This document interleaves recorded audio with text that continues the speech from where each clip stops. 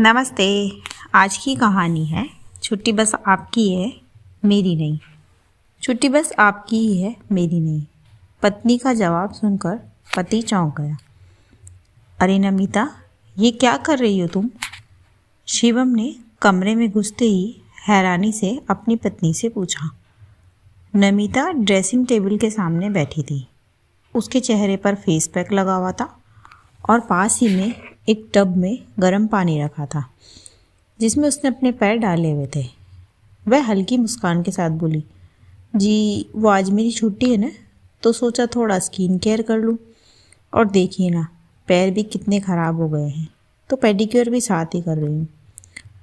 तब शिवम ने बोहे चढ़ाते हुए कहा, अरे छुट्टी है तो थोड़ा बच्चों की पढ़ाई देख लो। ये क्या अपने ही बारे में सोचती रहती हो हमेशा? माँ हो तुम, थोड़े तो फ़र्ज़ निभाओ। नमिता ने एक पल के लिए उसकी तरफ देखा।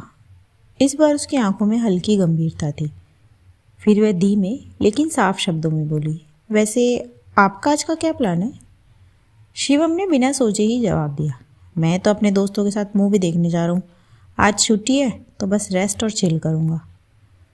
नमिता की आवाज़ अब थोड़ी भावुक हो गई और वो बोली, जी बात तो सही है आपकी, लेकिन एक बात बताइए, छुट्टी क्या बस आपकी है मेरी नहीं? देखो, आपने अपनी छुट्टी प्लान कर ली, लेकिन मेरी छुट्टी तो कब आती है? मेरी छुट्टी तो कभी आती ही नहीं। घर, बच्चे, जिम्मेदारियाँ, सब कुछ तो मेरे ही हिस्से में। फिर उसने सीधा सा सवाल किया और बोली, एक बात बताइए, ये बच्चे क्या सिर्फ मेरे हैं? आपका इनके प्रति कोई फ़र्ज़ नहीं है? क्या पिता की कोई जिम्मेदारी नहीं होती? शिवम चुप हो गया। उसके पास कोई जवाब नहीं था।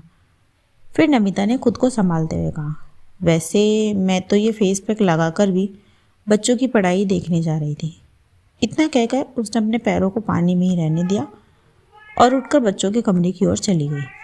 कमरे में उसके दोनों बच्चे बैठे थे, बेटा आरव और बेटी सिया।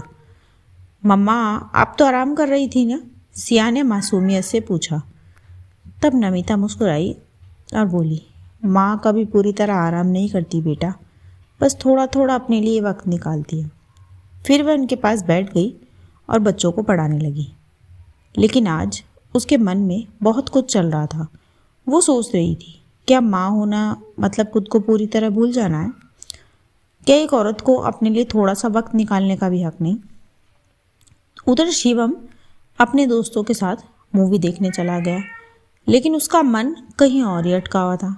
नमिता की बात बार बार उसके कानों में गूंज रही थी, छुट्टी बस आपकी ही है मेरी नहीं। मूवी खत्म होने के बाद भी वह चुप सा था। तब उसका दोस्त बोला, क्या हुआ यार, आज बड़ा शांत है तू? तब शिवम ने धीरे से कहा, कुछ नहीं, बस कुछ सोच रहा हूँ। लेकिन अंदर ही अंदर वह समझ चुका था कि आज उसने नमिता के साथ गलत किया है। शाम को जब शिवम घर लौटा तो उसने देखा कि नमिता भी बच्चों के साथ बैठी हुई थी। फेस पैक कब का हट चुका था, लेकिन चेहरे पर थकान साफ दिखाई दे रही थी। शिवम कुछ पल दरवाजे पर खड़ा उसे देखता रहा, फिर धीरे से बोला, नमिता। नमिता ने मुड़कर देखा और बोली, आ गए आप?